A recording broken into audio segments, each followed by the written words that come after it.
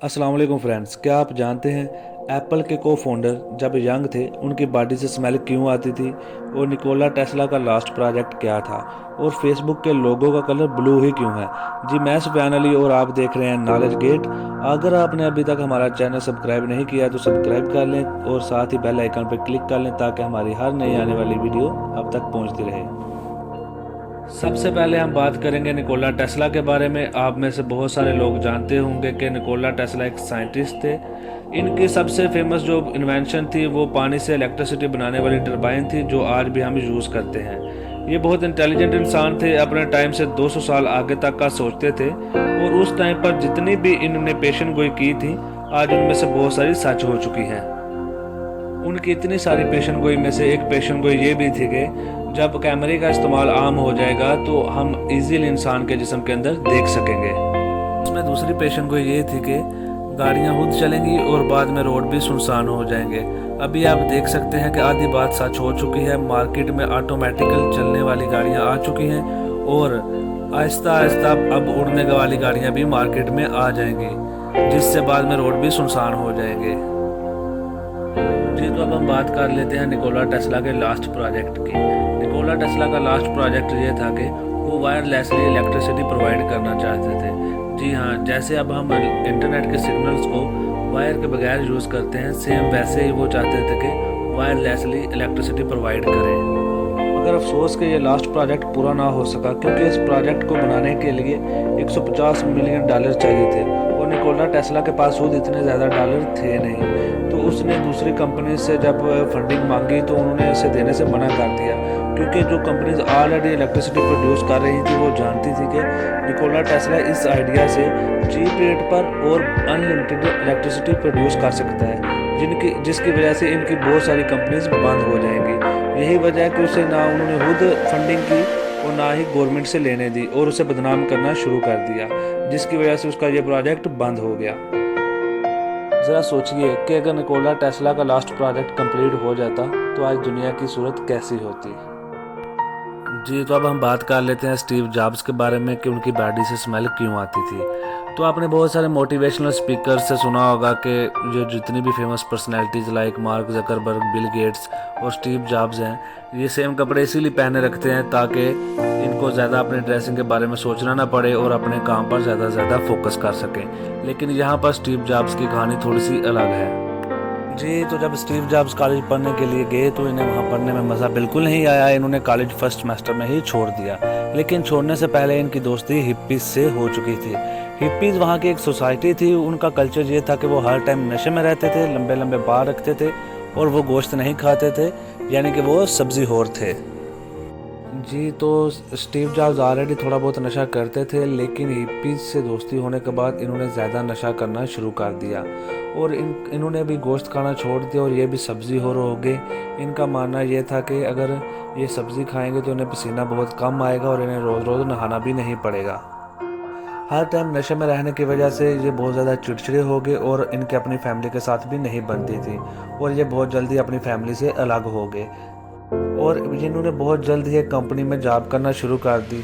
लेकिन वहाँ जो इनके कुलीग्स थे वो भी इनकी बॉडी स्मेल से बहुत ज़्यादा तंग थे।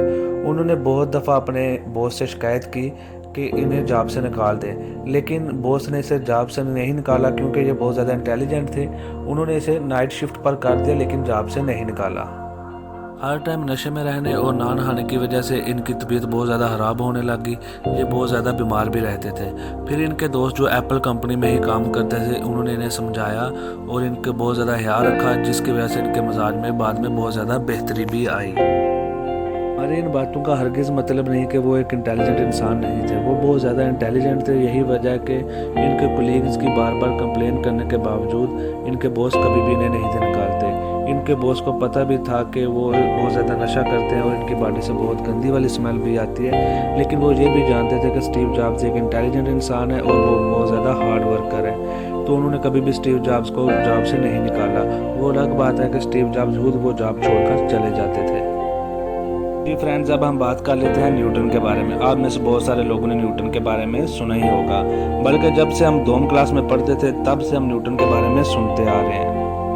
न्यूटन ने बहुत ज़्यादा इन्वेंशंस की, जिनमें सबसे ज़्यादा पॉपुलर ग्रेविटी फोर्स है।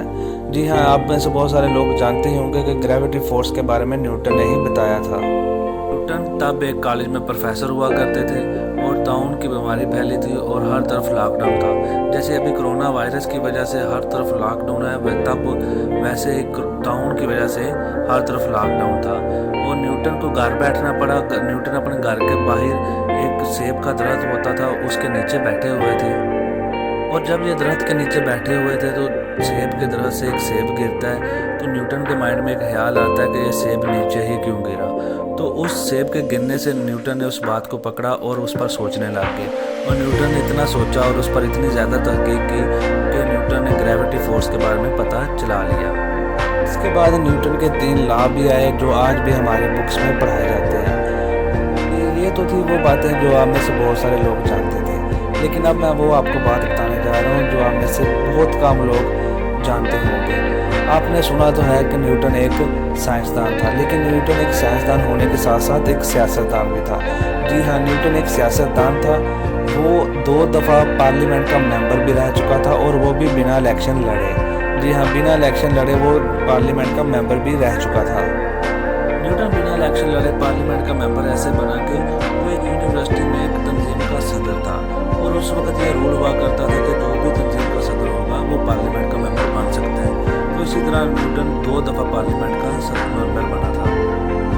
न्यूटन ने खुद भी तो बहुत सारी इन्वेंशंस की थी, लेकिन न्यूटन ने बहुत सारी इन्वेंशंस को दूसरों से छीना भी था क्योंकि न्यूटन एक सियासतदान था, असर सू वाला इंसान था। इसने कुछ शरीफ जो साइंसदान थे उनकी जो तहकीक थी उन पर ज़बरदस्ती अपना नाम लिखवा लिया था और अपना नाम लिखवाने के साथ साथ उन्हें शाया भी करता था।